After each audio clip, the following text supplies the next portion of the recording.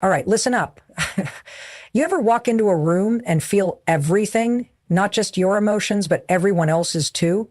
Like you've got this internal radar that's always scanning, always picking up on vibes, on pain, joy, lies, truth. That's not weakness. That's your superpower. But here's the twist. What happens when that person, the super empath, crosses paths with a narcissist? We've been told the empath is the victim, the one who gets drained, manipulated, destroyed.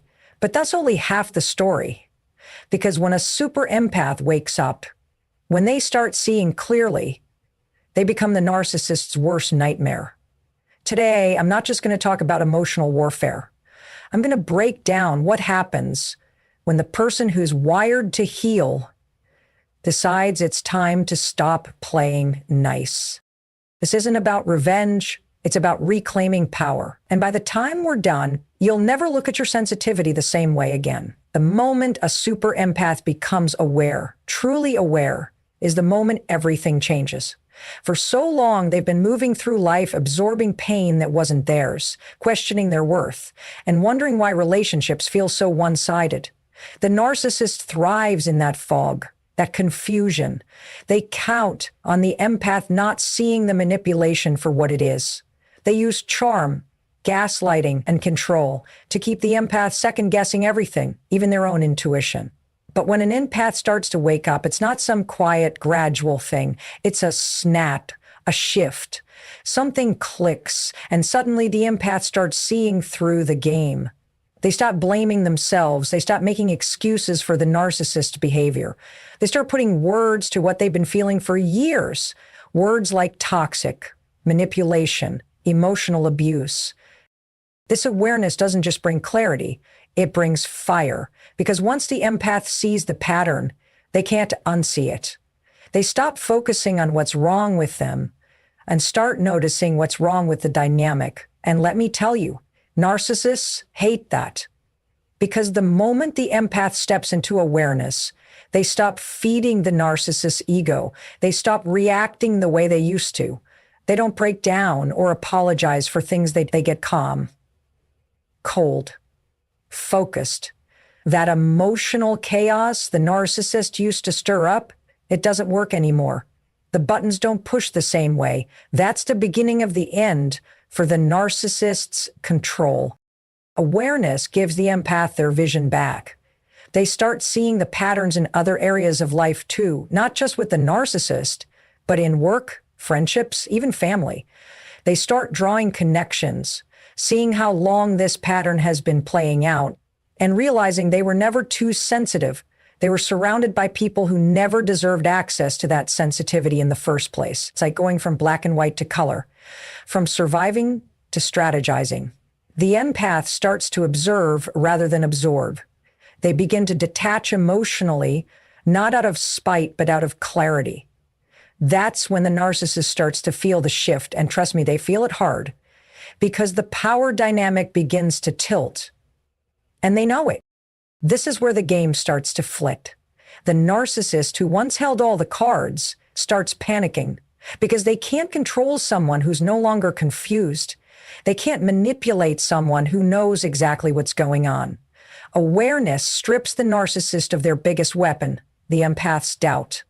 Now the empath is showing up different, less reactive, more grounded, silent when they used to argue, smiling when they used to cry. That terrifies the narcissist. They start acting out, pushing harder, trying to trigger the old responses, but it doesn't work because awareness is armor. And once the empath puts it on, they're not just protected, they're powerful. Boundaries are the line in the sand where the empath finally says, no more. And for a narcissist, that's like poison. See, the empath has spent so much of their life open energetically, emotionally, physically, always giving, always saying yes, always putting someone else's comfort above their own. That's what makes them so attractive to a narcissist in the first place. Narcissists crave supply, validation, admiration, attention, and the empath gives it without being until they don't. Until one day the empath starts drawing boundaries, not out of anger, but out of self-respect. And that's when everything shifts. A narcissist isn't used to boundaries. They're used to access. They want to be able to call at midnight and get an answer. They want to say something cruel and have the empath apologize. They expect to take, and they've been doing it for so long that they believe it's their right. So the first time the empath says no, or I need space, or that's not okay with me, the narcissist doesn't know what to do. They'll push harder, they'll guilt trip, they'll use every tactic in the book, anger, silence, love bombing, to try to pull the empath back into submission. But if that boundary holds, that's when the torture begins for the narcissist. Because a boundary is not just a line, it's a message. It says, you don't own me. You don't control me. I'm not afraid to lose you. And that is the ultimate threat to someone whose entire identity depends on control. The narcissist will lash out. They'll tell you you've changed. They'll say you're selfish, cold, heartless. They'll throw your past kindness back in your face, twist your words, rewrite history. But if the empath stays grounded, keeps the boundary in place, and doesn't waver, that's when they become untouchable. Boundaries create space. And in that space, the narcissist loses access to what they crave most: reaction, emotion, control. That's how the empath starts winning, not with revenge, not with shouting, but with silence, with detachment, with peace. The narcissist cannot survive in peace. They need chaos. They need tension. They need you in fight or flight mode so they can feel superior. But a boundary kills all of that. It says, I'm not engaging, I'm not explaining, I'm not fixing this, I'm protecting my energy now. The more consistent the empath becomes with their boundaries, the more unhinged the narcissist will appear. That's part of the process. The narcissist isn't unraveling because you hurt them.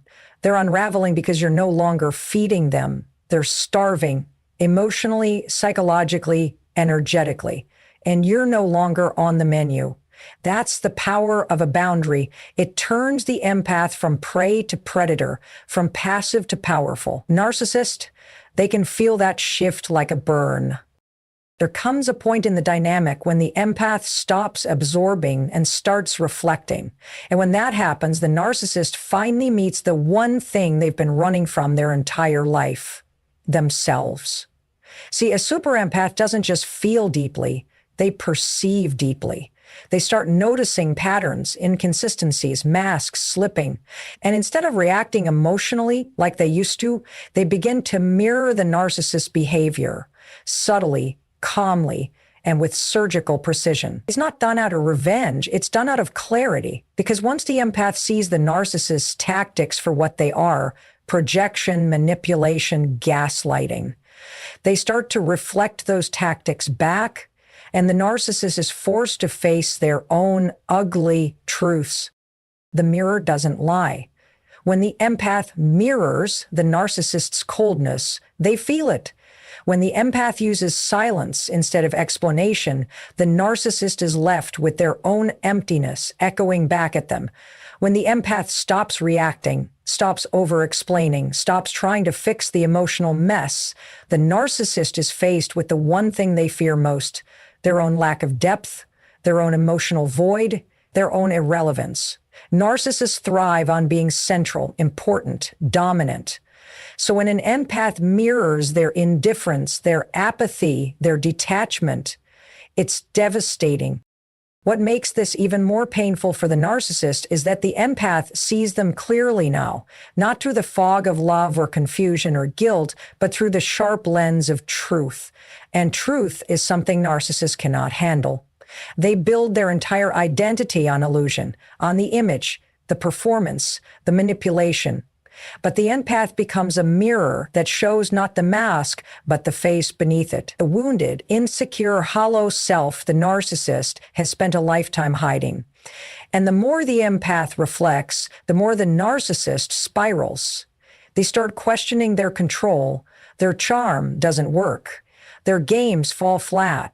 Their lies get called out, not with anger, but with observation. And that is infinitely more unsettling. This mirror effect is not loud, It's not dramatic. It's not a screaming match. It's quiet, still, unshakable. It's the empath sitting across from the narcissist, meeting them with calm, with neutrality, with emotional intelligence. And that calm, it's deafening. Because now, every manipulative word the narcissist says bounces off and lands right back in their own lap. They start to hear themselves. They start to feel how empty their tactics really are. It's not the empath's job to punish, but by simply existing in awareness, with firm boundaries and a refusal to engage in chaos, they become the consequence. The narcissist begins to self-destruct, not because the empath is attacking them, but because the mirror is too clear.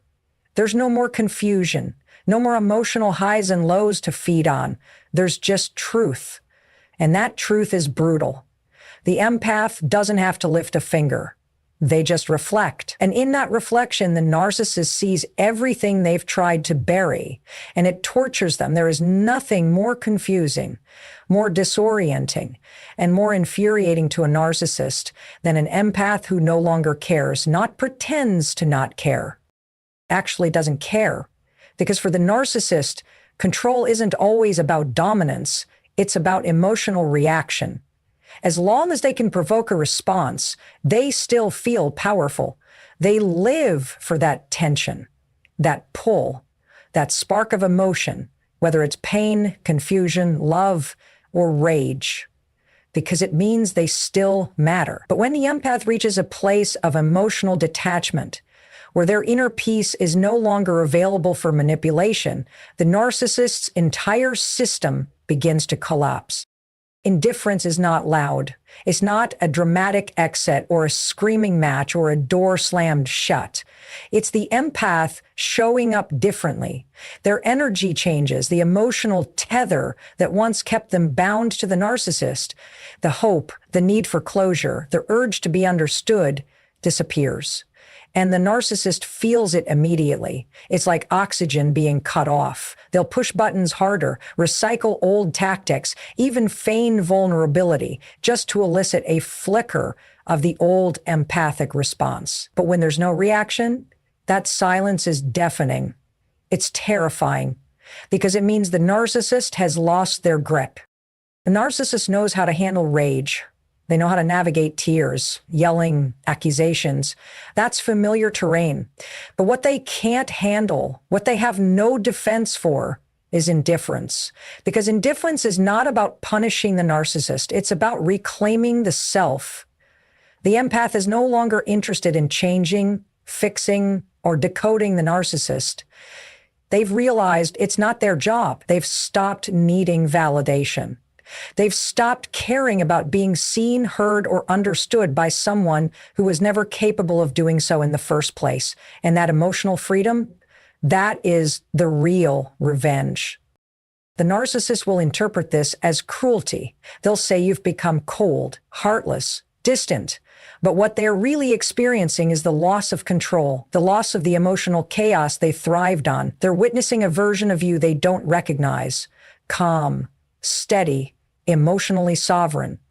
And in that state, the narcissist becomes irrelevant, not because you're trying to make them feel small, but because they no longer matter the way they used to. And that, more than anything, is what tortures them. Emotional detachment isn't passive, it's power. It's knowing that someone's opinion of you, someone's need for control, someone's manipulation tactics no longer have a seat at the table of your life. The narcissist may try one last Hail Mary, love bombing, fake apologies, a crisis they need help with. But when none of it moves you, that's when they realize the game is over. And not because they lost, but because you stopped playing. A narcissist isn't devastated by your anger. They're devastated by your absence, your silence, your peace. Because that peace means they no longer exist in the space they used to dominate. That's what breaks them. Not revenge, not confrontation, just pure, grounded, untouchable indifference. The moment a super empath redirects their love inward, everything changes, not just in their energy, but in their entire reality. See, empaths are wired to give. They nurture, heal, and pour into others instinctively, often without being asked. And for a narcissist, that's like finding a gold mine of emotional supply. They exploit that giving nature, manipulating it into something transactional. The empath gives and gives and gives, hoping for reciprocity, for recognition, for care. But the narcissist is incapable of returning it, and the empath, stuck in a cycle of overgiving and under-receiving, starts to run on emotional fumes. But then comes the shift, the inner revolution. The day the empath realizes that all the love, attention, and validation they've been pouring into someone else, they could be pouring into themselves. And it's not selfish. It's survival. It's sacred. Because once the empath begins to prioritize their own well-being, the narcissist's influence starts to evaporate. That devotion the empath used to give away so easily, it becomes something they protect, something they reclaim. And that reclamation starves the narcissist like nothing else. Self-love disrupts the entire dynamic. It creates new standards, new boundaries, new energy. The empath no longer tolerates breadcrumbs. They no longer accept apologies without changed behavior. They stop negotiating with disrespect. They stop asking people to meet them halfway and start walking away when they don't. And for a narcissist who thrives on being the center of someone else's emotional world, that's catastrophic. They're no longer so the empath orbits around. The empath becomes their own center of gravity. This new energy is magnetic, but not in the way the narcissist remembers. The empath becomes more radiant, more powerful, more whole. And that wholeness is something the narcissist cannot stand because it reminds them of everything they are not. The narcissist craves dependence. They need someone who doubts themselves, who needs to be chosen. But a self-loving empath doesn't need to be chosen. They choose themselves every single time. And that autonomy, that confidence, that grounded self-worth, it's like watching the narcissist's worst nightmare unfold in real time. The narcissist will try to re-enter the picture. They'll use old scripts, old memories, old hooks, but they're speaking a language the empath no longer understands. The empath doesn't fall for it anymore, not because they're cold, but because they're clear. They finally learned that their love is a gift, not a currency, that they are not here to be consumed, that someone else's inability to love them was never a reflection of their worth. And from that truth, they rise. As the narcissist watches the empath pour into themselves, invest in their peace, chase their purpose, protect their space, it becomes obvious the game is over. Because the narcissist was never the source of the empath's power. They were just a detour, a catalyst. The moment the empath starts loving themselves is the moment they become untouchable. And nothing tortures a narcissist more than realizing they no longer hold that kind of power. There is no louder statement, no greater disruption to a narcissist world than the quiet act of walking away. Not storming out, not yelling, not posting revenge online, just gone, detached, done. It's the final act of power, the one they never expect. Because narcissists bank on the idea that the empath will always come back, that the connection is too deep, the empathy too strong, the bond too tangled to break completely. But when a super empath walks away, it's not impulsive. It's calculated, it's final, and it hits harder than any confrontation ever could. Narcissists see people as extensions of themselves, not as individuals with autonomy. They assume ownership. They rely on the idea that the empath needs closure, needs answers, needs emotional resolution. So when the empath chooses silence instead of chaos, peace instead of pleading, and space instead of explaining, it creates a vacuum. A vacuum where the narcissist once fed off control, reactions, and validation. Now there's just emptiness, and narcissists hate emptiness. It forces them to sit with the one person they've spent their whole life trying to avoid, themselves. What tortures the narcissist isn't just the absence of the empath, it's what the absence represents. It's the realization that they no longer matter in the life of someone they once completely controlled, that they pushed too far, that the game ran too long, that the one person who gave them chance after chance after chance has finally had enough. And the narcissist didn't get a final scene, no big argument, no messy drama, just a door quietly closed that will never open again. For the empath, walking away is the moment all the inner work pays off. It's not about ego, it's about freedom. They're no longer trapped in the cycle of abuse, no longer wasting energy trying to decode someone who thrives on confusion. They don't need revenge. They don't need closure. They've outgrown the entire situation. And that growth, that peace, that silence, that's the real punishment for the narcissist. Because narcissists don't lose people, they just lose access to them. And nothing destroys them more than knowing that access is permanently revoked. The empath doesn't walk away because they stopped caring.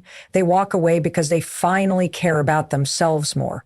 They finally recognize that staying in the relationship is a slow death of self-esteem, of sanity, of joy.